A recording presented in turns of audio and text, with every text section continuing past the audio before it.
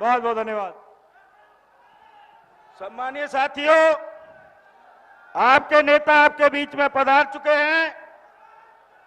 आप सब लोग जोरदार नारे के साथ उनका स्वागत करेंगे। कांग्रेस पार्टी, कांग्रेस पार्टी, राहुल गांधी, राहुल गांधी, राहुल जी संघर्ष करो, राहुल जी संघर्ष करो। साथियों, स्वागत के लिए नहीं।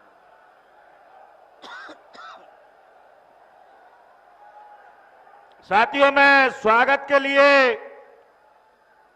अपने सभी नेताओं से अनुरोध करूंगा कि हमारे नेता वो बुक्का मंगा लेना, बुक्का दे सकते, वो बुक्का उठा लेना। हेमंत, बोल लो, 3 लोगों का नाम ले रहे हैं। वो तो बरैया जी, बरैया जी और जीतू और वो 3 लोग। आदरणीय, मैं हमारे नेता आदरणीय डॉक्टर गोविंद सिंह जी से अनुरोध करूंगा कि वो हमारे अतिथियों का स्वागत करें। डॉक्टर गोविंद सिंह जी।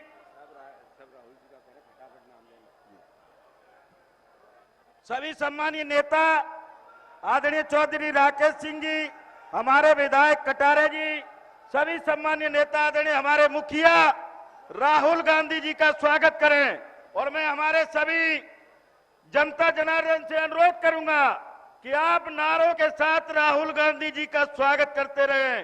राहुल गांधी, राहुल गांधी। सभी सम्मानीय हमारे नेता आदरणीय राहुल जी का स्वागत कर रहे हैं। अब मैं मानसिक कर दिया तो सर, अब ये 3 लोगों को ही बोले। नहीं, मैं नहीं कर रहा। नहीं,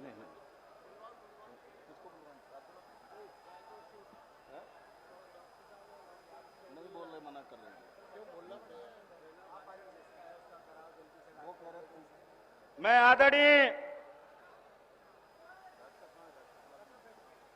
आदरणीय हमारे पूर्व मंत्री भिंड के हमारे सम्मानीय नेता आदरणीय चौधरी राकेश सिंह जी से अनुरोध करूंगा कि वो आए और हमारे भिंड के जनता के बीच में अपना अनुमोदन करें। चौधरी राकेश सिंह जी।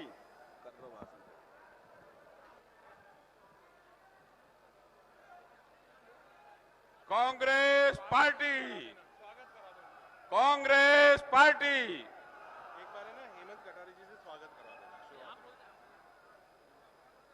अटेर क्षेत्र के विधायक भाई हेमंत कटारे जी राहुल जी का स्वागत करेंगे। Hello hello hello. दोस्तों, लोकसभा चुनाव की बेला है और राहुल जी हमारे बीच में है।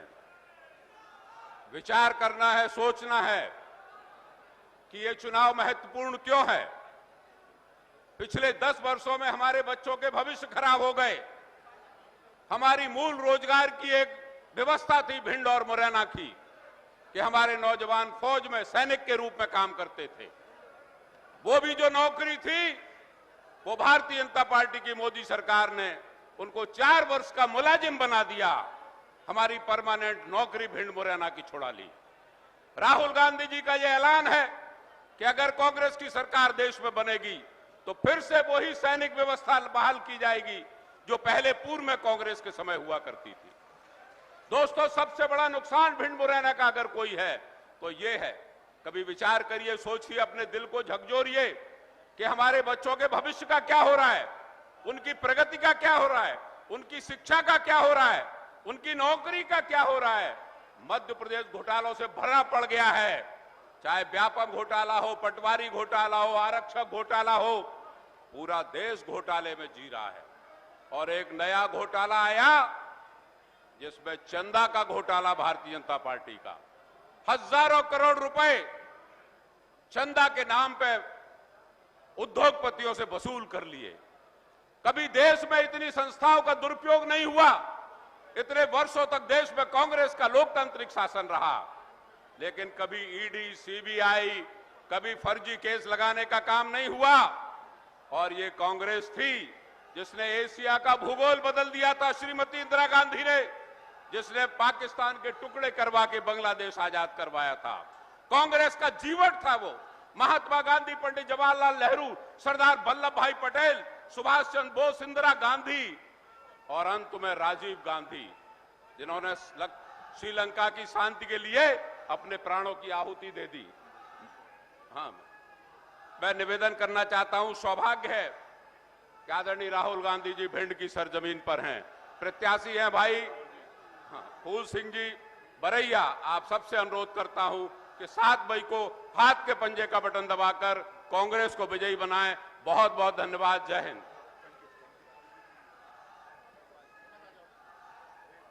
सम्मानीय साथियों, अब आपके बीच में हमारे अटेर विधानसभा क्षेत्र के लोकप्रिय विधायक, हमारे सदन में उपनेता आदरणीय हेमंत कटारे जी से अनुरोध करूंगा कि वो आए और मंच पर अपना उद्बोधन करें। आदरणीय हेमंत कटारे जी।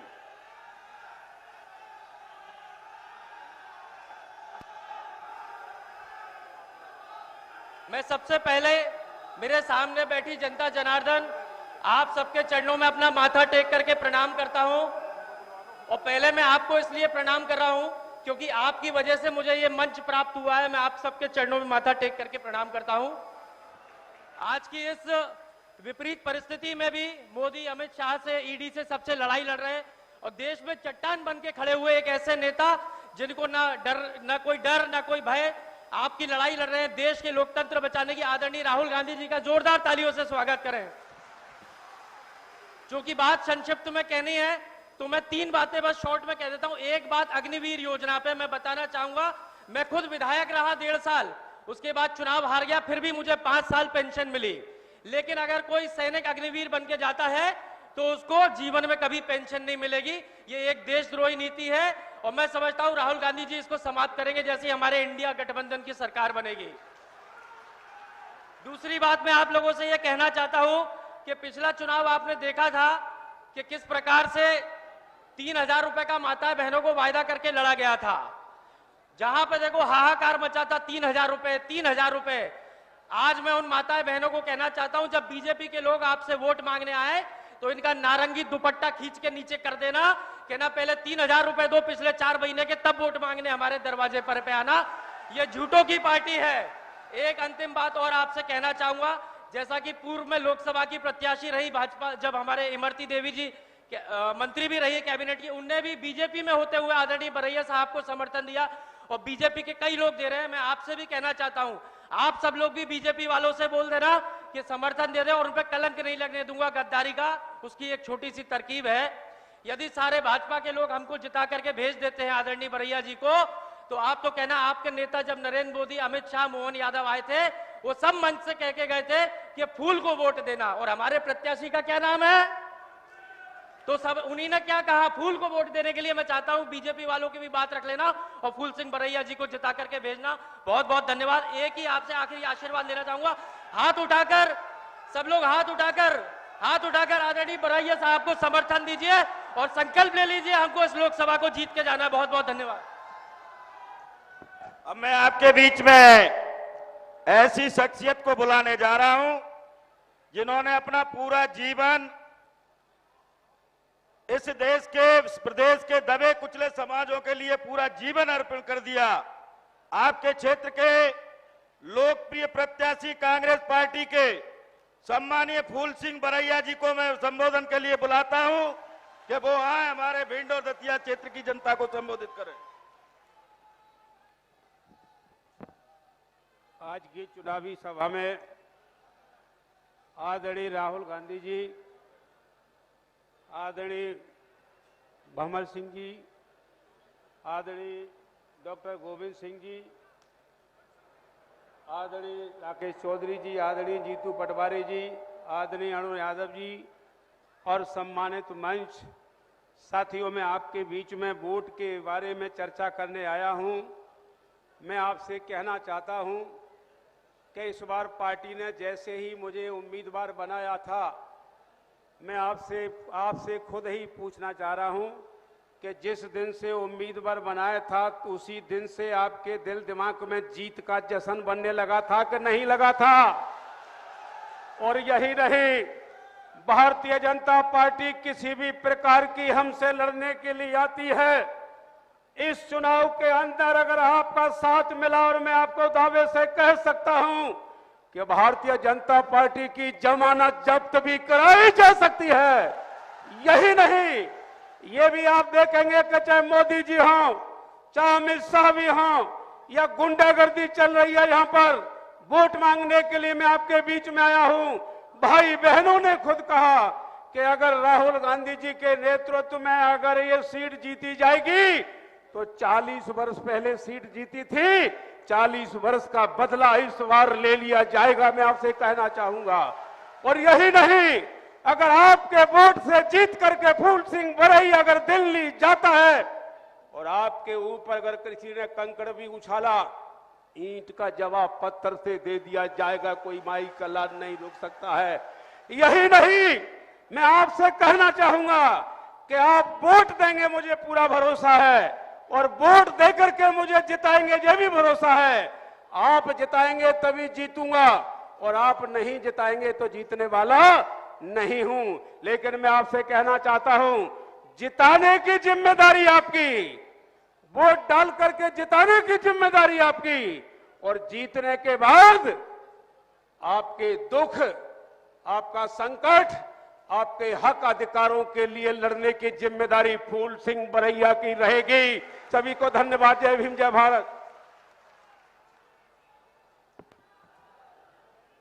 साथियों, अब मैं आपके बीच में हमारे आपके सब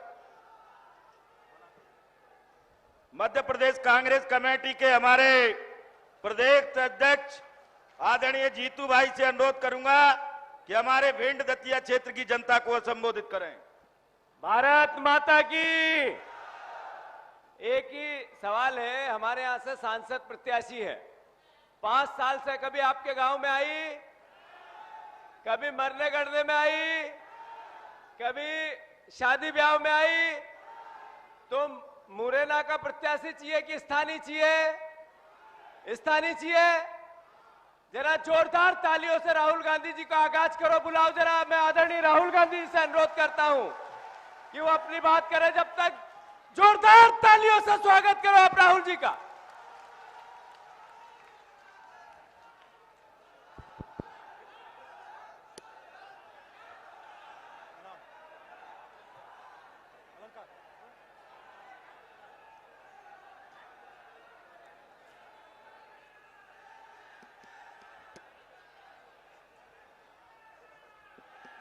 जितेंद्र सिंह जी, जीतू पटवारी जी, अशोक सिंह जी, अरुण यादव जी, गोविंद सिंह जी, राकेश चतुर्वेदी जी, कमलेश्वर पटेल जी, हेमंत कटारे जी, चौधरी राकेश सिंह जी, लखन सिंह जी, हमारे कैंडिडेट फूल सिंह जी, आइए आइए आगे आ जाइए, आगे जाइए। हमारे कैंडिडेट फूल सिंह बरैया जी, स्टेज पे वरिष्ठ नेता, भाइयों और बहनों, कांग्रेस पार्टी के हमारे बब्बर शेर कार्यकर्ता, प्रेस के हमारे मित्रों, आप सबका यहां बहुत बहुत स्वागत। गर्मी में आप मेरी बात सुनने आए, इतनी दूर से आए, खासतौर से जो महिलाएं आई हैं, आपका मैं दिल से धन्यवाद करता हूं।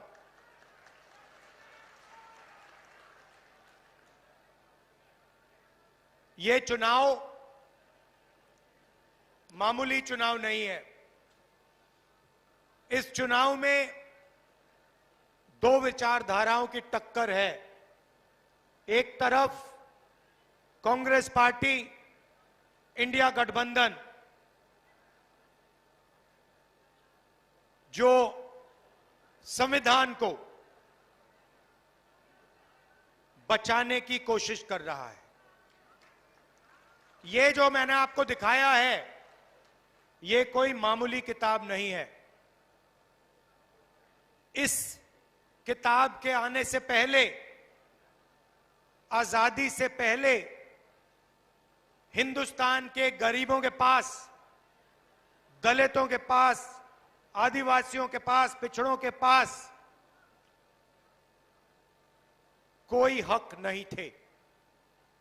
जो मिला है किसानों को, गरीबों को, मजदूरों को, पिछड़ों को, दलितों को, आदिवासियों को, गरीब जनरल कास्ट के लोगों को जो भी कुछ मिला है, इस किताब के कारण मिला है। और अब प्रधानमंत्री ने, अमित शाह ने और उनके अलग अलग एमपीज ने मन बना लिया है कि अगर वो चुनाव जीतेंगे तो वो इस किताब को फाड़ के फेंक देंगे। लड़ाई ये है भाइयों और बहनों। और मैं आपको ये कहने आया हूं कि जो भी देश में प्रगति हुई है, जो भी गरीबों को मिला है, चाहे वो मनरेगा हो, जमीन अधिग्रहण बिल हो, सफेद क्रांति हो, जमीन का हक हो, सब गायब हो जाएगा। बीजेपी चाहती है कि ये किताब फेंक दी जाए और देश को 20-25 अरबपति चलाएं। हिंदुस्तान में पब्लिक सेक्टर बना, गरीबों को आरक्षण मिला, सेना में आपकी भर्ती होती है, पेंशन मिलती है, सारे के सारे अधिकार इस किताब से मिलते हैं। ये जो चुनाव है, ये जो चुनाव हो रहा है, लोकतंत्र जो है, जिसने दलितों को, पिछड़ों को, आदिवासियों को, गरीब जनरल कास्ट को आवाज दी, वो सब खत्म हो जाएगा अगर ये किताब खत्म हो जाएगी। माताएं जो बैठी हैं, ये बात को समझिए, ये मामूली किताब नहीं है। बीजेपी के नेताओं ने साफ कहा है, अमित शाह ने कहा है, बड़े बड़े नेताओं ने कहा है कि अगर चुनाव में जीत होगी तो कॉन्स्टिट्यूशन को बदल दिया जाएगा, रद्द कर दिया जाएगा। और मैं आपको बताने आया हूं, ये हिंदुस्तान की गरीब लोगों की आत्मा है, इसको कोई नहीं छूने वाला है। दुनिया में कोई शक्ति नहीं है जो इसको बदल सके। ये बीजेपी वाले सपने देख रहे हैं। कांग्रेस पार्टी ने, अंबेडकर जी ने मिलकर, हिंदुस्तान की जनता के साथ मिलकर अंग्रेजों से लड़ाई की और ये जो कॉन्स्टिट्यूशन है, ये जो संविधान है, ये जो हिंदुस्तान की आवाज है, ये हमने बनाया। इसको हम ऐसे नहीं मिटने देंगे। और हिंदुस्तान की जनता, हिंदुस्तान के गरीब लोग, किसान, मजदूर, ये कभी नहीं होने देंगे। पहली बात यह है। अब ये कहते हैं कि हम आरक्षण के खिलाफ नहीं हैं। तो अगर आप आरक्षण के खिलाफ नहीं हो तो फिर आप पब्लिक सेक्टर को क्यों प्राइवेटाइज कर रहे हो? आप रेलवे को क्यों प्राइवेटाइज कर रहे हो? आप अग्निवीर योजना क्यों लाए? अगर आप रिजर्वेशन के खिलाफ हो तो आपको ना अग्निवीर योजना लानी थी, ना प्राइवेटाइजेशन करना चाहिए, ना आपको ठेकेदारी प्रथा लागू करनी चाहिए। ये सब के सब काम रिजर्वेशन के खिलाफ काम करे जा रहे हैं। आप अरबपतियों का कर्जा माफ कर देते हो। 16 लाख करोड़ रुपया, भाइयों और बहनों, 16 लाख करोड़ रुपया 22-25 लोगों का नरेंद्र मोदी जी ने कर्जा माफ किया है। मैं आपसे पूछना चाहता हूं, कितने किसानों का कर्जा माफ किया? कितने मजदूरों का कर्जा माफ किया? कितने छोटे दुकानदारों का कर्जा माफ किया? कितने बेरोजगार युवाओं का कर्जा माफ किया? गरीब व्यक्ति प्राइवेट अस्पताल में जाता है, लाखों रुपए का कर्जा हो जाता है। कभी नरेंद्र मोदी जी ने कहा कि हां मैं गरीब का कर्जा माफ करूंगा? कभी नहीं, कभी नहीं किया, कहा भी नहीं, किया भी नहीं। भाइयों और बहनों, 16 लाख करोड़ रुपए पता है कितना होता है? पता है कितना होता है? नहीं मालूम, मैं बताता हूं। हमने किसानों का कर्जा माफ किया था जब हमारी सरकार थी। अगर आप 25 साल के लिए हर साल हिंदुस्तान के हर किसान का कर्जा माफ करोगे, तब 16 लाख करोड़ रुपए बनते हैं। मतलब 25 साल, हर साल किसान का कर्जा माफ, हर किसान का कर्जा माफ किया। 25 साल बाद उतना ही पैसा खर्च होगा जितना नरेंद्र मोदी जी ने 22-25 लोगों का कर्जा माफ किया। दूसरे तरीके से सुनना चाहते हैं, 24 साल का मनरेगा का पैसा नरेंद्र मोदी ने 22 लोगों को दिया है। हालत यह हो गई है कि 22 लोगों के पास उतना ही धन है जितना 70 करोड़ हिंदुस्तानियों के पास है। ये देखिए, स्टेज पे 22 लोग बैठे हैं। ऐसे 22 लोग हैं बीजेपी के मित्र, नरेंद्र मोदी जी से मिलते हैं। राम मंदिर का इनॉग्रेशन हुआ, सारे के सारे वहां बैठे थे। आपने किसी गरीब मजदूर को देखा? किसान को देखा? कोई था वहां पे गरीब? ना। वहां पे हजारों करोड़ वाले आदमी थे। वहां पे बॉलीवुड के सारे एक्टर थे। वहां पे हिंदुस्तान की क्रिकेट टीम बैठी थी। मगर इस देश का एक किसान नहीं दिखा, एक मजदूर नहीं दिखा, एक छोटा दुकानदार नहीं दिखा, एक पिछड़े वर्ग का व्यक्ति नहीं दिखा, एक दलित नहीं दिखा, एक आदिवासी नहीं दिखा, एक गरीब जनरल कास्ट का नहीं दिखा।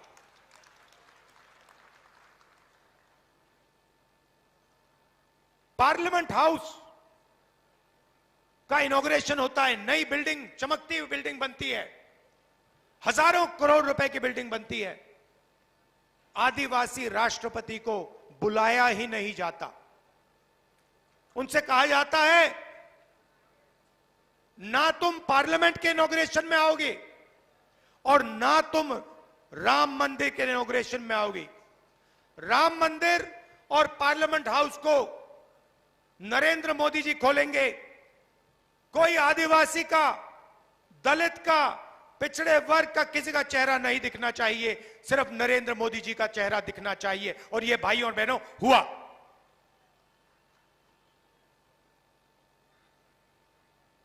और जहां भी देखो 2-3 अरबपतियों को सारा का सारा धन दिया जाता है।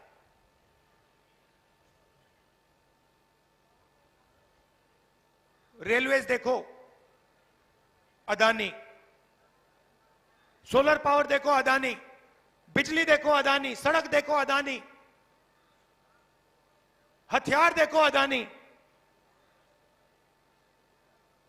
जहां भी देखो किसान के कानून बनाए अदानी अंबानी के लिए।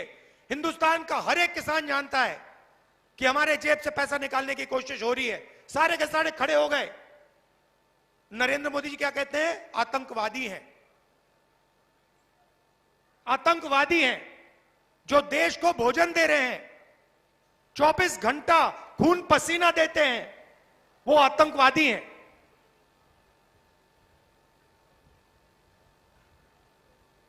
ये हालत है देश की। आप जानते हो नोटबंदी की, गलत जीएसटी लागू की। आज हिंदुस्तान में 45 साल से सबसे ज्यादा बेरोजगारी है। हर हिंदुस्तानी युवा यह बात समझता है, जानता है।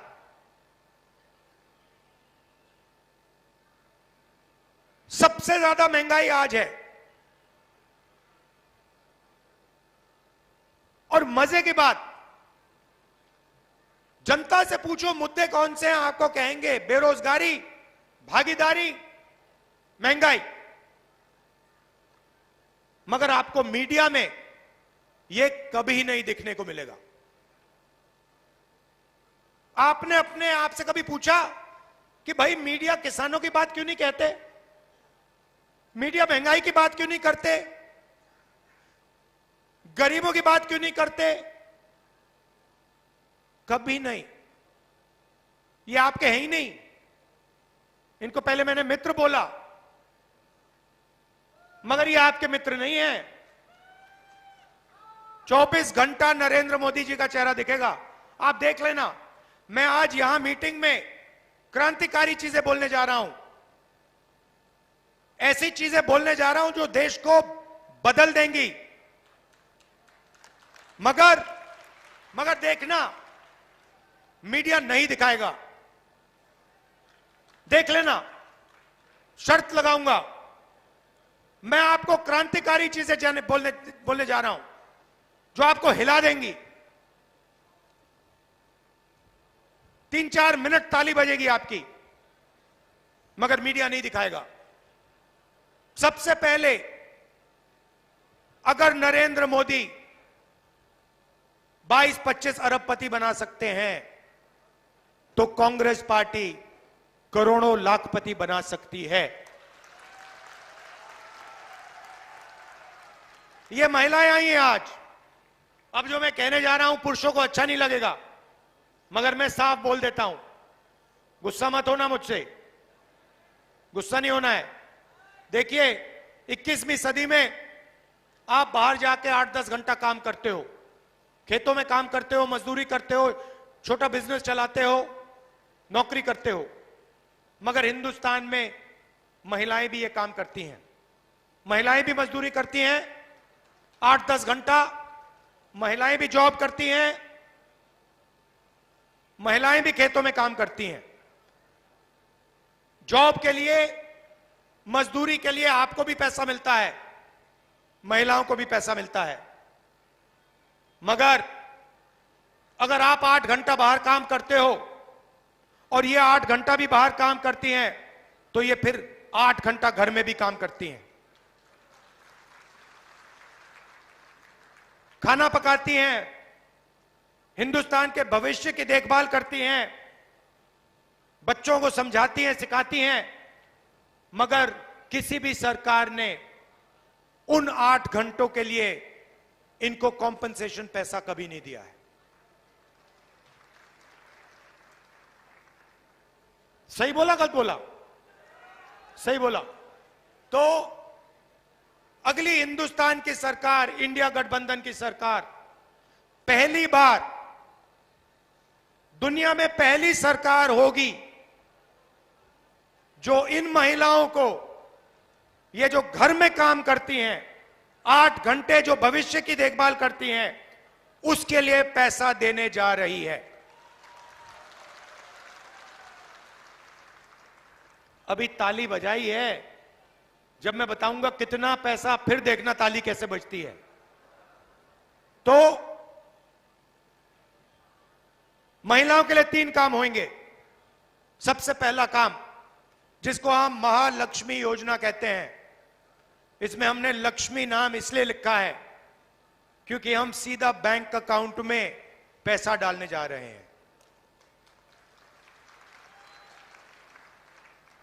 हिंदुस्तान के सब गरीब परिवारों की लिस्ट बनेगी, सारे के सारे गरीब परिवारों की लिस्ट बनेगी। कोई भी जात हो, किसान का परिवार हो, मजदूर का हो, छोटे व्यापारी का हो, जो भी है, अगर वो गरीबी रेखा से नीचे है, करोड़ों परिवार की लिस्ट बनेगी। हर परिवार में से एक महिला का नाम चुना जाएगा। आपका नाम क्या है मैडम? आपका नाम क्या है? हाँ, गुलाबी साड़ी वाली, हाँ, क्या नाम है? रूपा। रूपा मिश्रा जी। रूपा मिश्रा जी जैसे करोड़ों महिलाओं के नाम लिखे जाएंगे और फिर साल के 1,00,000 रुपया हर बैंक अकाउंट में जाएगा। भाई और बहनों, 10,000 नहीं, 20,000 नहीं, 50,000 नहीं, 70,000 नहीं, 1,00,000 रुपया प्रति परिवार के बैंक अकाउंट में। 8,500 रुपया हर महीना, कटाकट कटाकट कटाकट। आप सुबह उठेंगी, 1 तारीख को आप सुबह उठेंगी, कहेंगे चलो देखते बैंक अकाउंट में क्या है। बैंक अकाउंट में देखेंगी, जादू से हिंदुस्तान की सरकार 8,500 रुपए डालेगी। अगले महीने जून में देखेंगी, चलो 1 तारीख को देखते हैं क्या हुआ, 8,500 रुपए खटाक जून में। जुलाई में, अगस्त में, सितंबर में, दिसंबर, नवंबर, हर महीने 1 तारीख को 8,500 रुपए, साल के 1,00,000 रुपए। आप ताली बजा रहे हो, मीडिया नहीं दिखाएगी।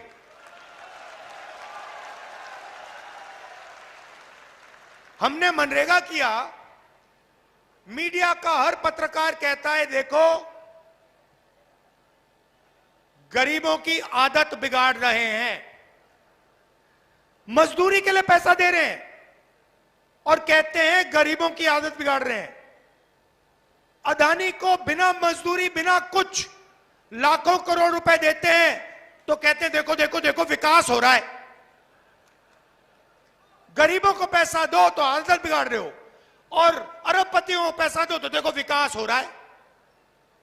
तो हमने मन बना लिया है, 10 रुपए उनको मिलेंगे तो 10 रुपए आपको मिलेंगे, लाख रुपए उनको मिलेंगे तो लाख रुपए आपको मिलेंगे, करोड़ रुपए मिलेंगे तो करोड़ रुपए मिलेंगे, 1,000 करोड़ मिलेंगे तो 1,000 करोड़ मिलेंगे।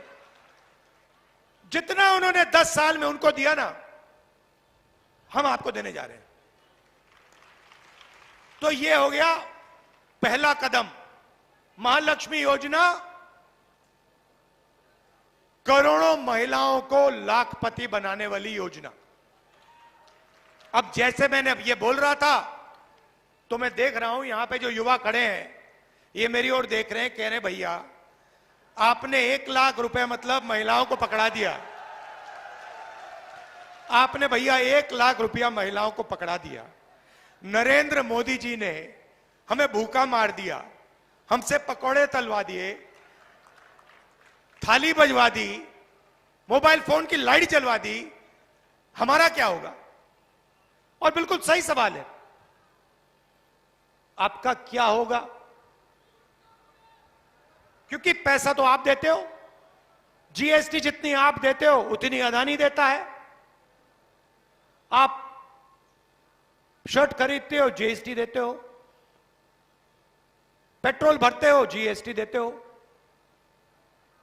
पकौड़े खाते हो, जीएसटी देते हो।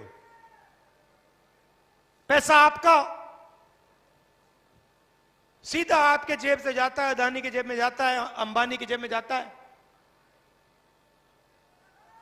अच्छा एक बात बताओ, आपने नरेंद्र मोदी जी की अदानी और अंबानी के साथ फोटो तो देखी है ना? देखिए ना, सूट में मोदी जी, अदानी जी, अंबानी जी राम मंदिर में, देखी तो है ना? मगर नरेंद्र मोदी जी के मुंह से आपने अंबानी शब्द कभी सुना? अदानी शब्द कभी सुना? नहीं। क्यों नहीं? मेरी फोटो देखी उनके साथ कभी? मगर मेरे मुंह से शब्द निकलता है अदानी अंबानी, है ना? फर्क समझो, मैं आपका हूं, वो उनके हैं।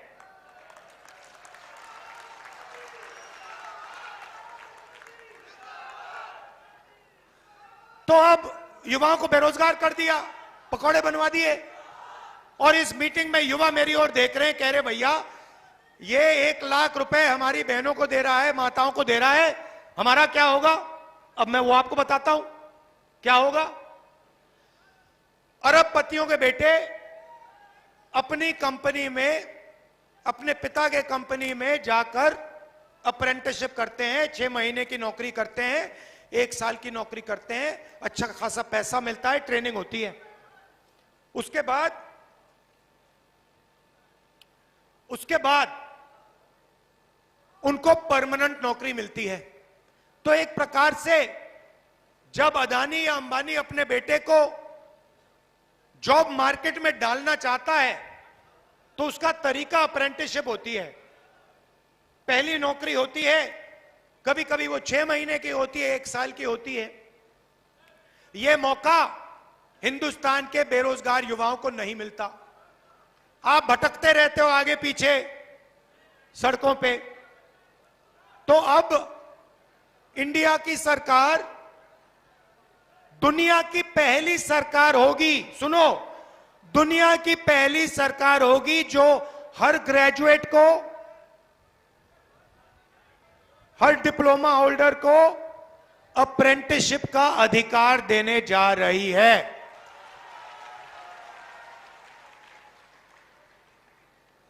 अप्रेंटिसशिप का मतलब पहली नौकरी पक्की योजना। होगा क्या? सारे ग्रेजुएट्स, डिप्लोमा होल्डर्स को अधिकार मिलेगा। आप सरकार से 1 साल की गारंटी की नौकरी मांग सकते हो। आपको 1 साल की ट्रेनिंग मिलेगी बेहतरीन कंपनियों में, प्राइवेट सेक्टर की कंपनियों में, HAL, BHEL, Indian oil, public sector की कंपनियों में, सरकारी ऑफिसेज में, सरकारी अस्पतालों में, सरकारी कॉलेजेस और यूनिवर्सिटीज में आपको 1 साल की पक्की नौकरी मिलेगी, ट्रेनिंग मिलेगी, और 1 लाख रुपया आपका साल का बैंक अकाउंट में डाल दिया जाएगा। 8,500 रुपए महीने के, 1 लाख रुपए साल के, करोड़ों महिलाओं को मिलेंगे, और वही काम करोड़ों बेरोजगार युवाओं को मिलेगा। और हिंदुस्तान को दुनिया की सबसे बेहतरीन trend workforce, readymade trend workforce मिलेगी। अब किसान देख रहे हैं मेरी ओर, कह रहे हैं भैया ये क्या कर दिया आपने? 1 लाख रुपए बच्चों को दे दिया, 1 लाख रुपए हमारे घर में मतलब महिलाओं को दे दिया, हमारा क्या होगा? आपका कर्जा माफ होगा और आपको गारंटी कानूनी MSP मिलेगी। भाइयों और बहनों, 30 लाख सरकारी वैकेंसीज हैं।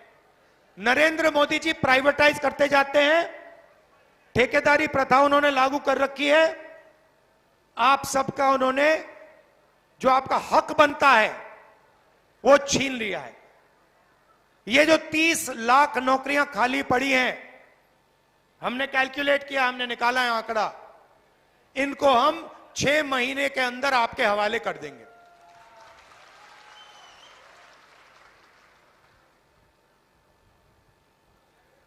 रही बात अग्निवीर की, यहां से लोग सेना में जाते हैं, जाते नहीं जाते?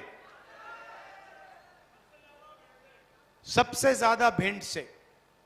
अब देखिए नरेंद्र मोदी जी ने क्या किया। 2 तरीके के जवान बना दिए। एक जवान जिसको पेंशन मिलेगी, जिसको कैंटीन मिलेगी, जिसको अच्छी ट्रेनिंग मिलेगी, और दूसरा जवान जिसको ना कैंटीन मिलेगी, ना पेंशन मिलेगी, ना ठीक सैलरी मिलेगी। एक को वो अग्निवीर कहते हैं और दूसरा नॉर्मल जो जवान होता है वो है। अब आप सोचिए, दो लोगों को आप युद्ध में भेज रहे हो। एक से आप कह रहे हो कि देखो भैया, अगर आपको कुछ हुआ तो हम हिंदुस्तान की सरकार और हिंदुस्तान की सेना आपके परिवार की रक्षा करेंगे, आपके बच्चों की रक्षा करेंगे, और जो भी सुविधा आपको चाहिए आपके परिवार को हो, सुविधा जिस भी सुविधा की जरूरत होगी वो आपको मिलेगी। और दूसरे जवान से कह रहे हैं कि भैया देखो, अगर आपको कुछ हुआ तो आपको कोई पेंशन नहीं मिलेगी, कोई मदद नहीं मिलेगी, आप शहीद हो गए तो हो गए, बाकी सब छोड़ो, आपको शहीद का दर्जा भी नहीं मिलेगा। अब सोचो सेना में क्या होने वाला है। उस साइड चीन खड़ा है, चीन के जवानों को 5 साल की ट्रेनिंग मिल रही है, वहां पे सबको पेंशन मिलता है, उनका कुछ हुआ तो उनकी सरकार उनकी देखभाल करेगी। और यहां हमारा जवान जो यहां भिंड से जाएगा उससे कहेंगे देखो भैया, तुम शहीद हो जाओगे तो तुम्हारे परिवार को कोई नहीं देखने वाला। क्या वो ठीक से लड़ेगा? तो ये नरेंद्र मोदी जी ने सेना का अपमान किया है। और भाइयों और बहनों, आप हैरान हो जाओगे कि सेना अग्निवीर नहीं चाहती है, सेना अग्निवीर नहीं चाहती, सैनिक अग्निवीर नहीं चाहते, जनरल अग्निवीर नहीं चाहते, जवान अग्निवीर नहीं चाहते, सिर्फ नरेंद्र मोदी चाहता है। और थोप दिया ऊपर कि भैया पीएमओ ने निर्णय लिया है, 2 तरीके के शहीद होंगे, 4 साल बाद 3/4 लोगों को भगा दिया जाएगा, 1/4 को रखा जाएगा, और अगर वो जो 3/4 हैं अग्निवीर हैं, अगर उनको गोली लग गई, शहीद हो गए तो हो गए, कोई शहीद का दर्जा नहीं मिलेगा। ये नरेंद्र मोदी की सोच है, मीडिया वाले कभी नहीं उठाएंगे।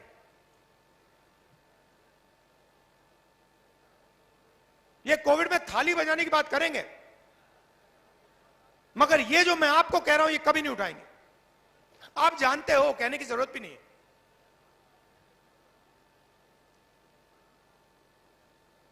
ठेकेदारी प्रथा, अगर आप पिछड़ों को देखो, दलितों को देखो, आदिवासियों को देखो, गरीब जनरल कास्ट को देखो, बड़ी बड़ी कंपनियों में आपको ये लोग नहीं दिखेंगे। अदानी की मैनेजमेंट की लिस्ट निकालो, मुझे एक गरीब जनरल कास्ट का दिखा दो, उसमें एक दलित, एक आदिवासी, एक पिछड़ा, मुझे एक नाम दे दो, मान जाऊंगा, है ही नहीं। वही 2-3% लोग हैं। 1% लोगों के पास हिंदुस्तान का 40% धन है, वही लोग हैं 1%, उनके पास सब कुछ।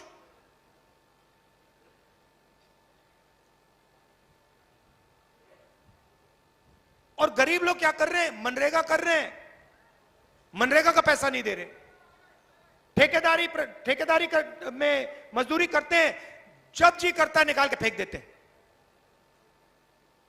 कोई सोशल सिक्योरिटी नहीं, कोई पेंशन नहीं, कोई वार्निंग नहीं, कुछ नहीं। चेहरा अच्छा नहीं लगा तो जाओ, मर जाओ। ऐसे देश थोड़ी चलेगा। तो मजदूरों के लिए आज आपको 250 रुपए मिलता है मनरेगा में, सरकार आने के बाद 400 रुपए हो जाएगा। आशा और आंगनवाड़ी में जो महिलाएं काम करती हैं, आपकी आमदनी दुगनी हो जाएगी।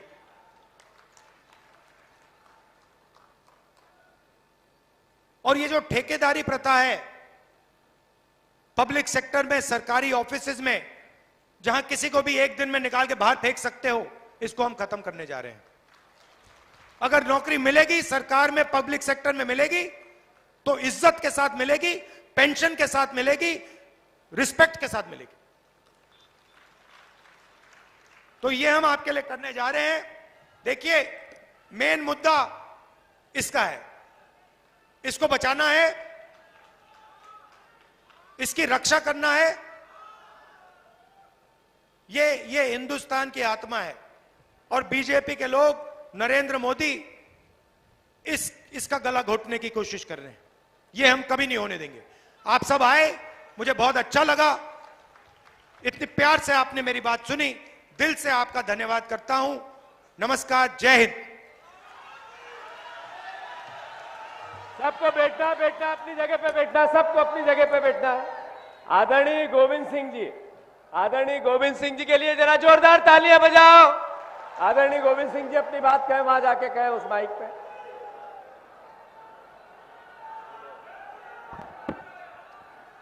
परम श्रद्धेय राहुल जी, आदरणीय भंवर साहब, जीतू पटवार जी, सम्मानित मंच उपस्थित सभी पूरे जिले से और दतिया से आए हुए किसान भाइयों, मित्रों और साथियों, माननीय राहुल जी ने आज आप लोग से भिंड की इस पवित्र धरती पर आप लोगों को, महिलाओं, मजदूर, किसानों और नौजवानों के लिए सब कुछ घोषणा करी है।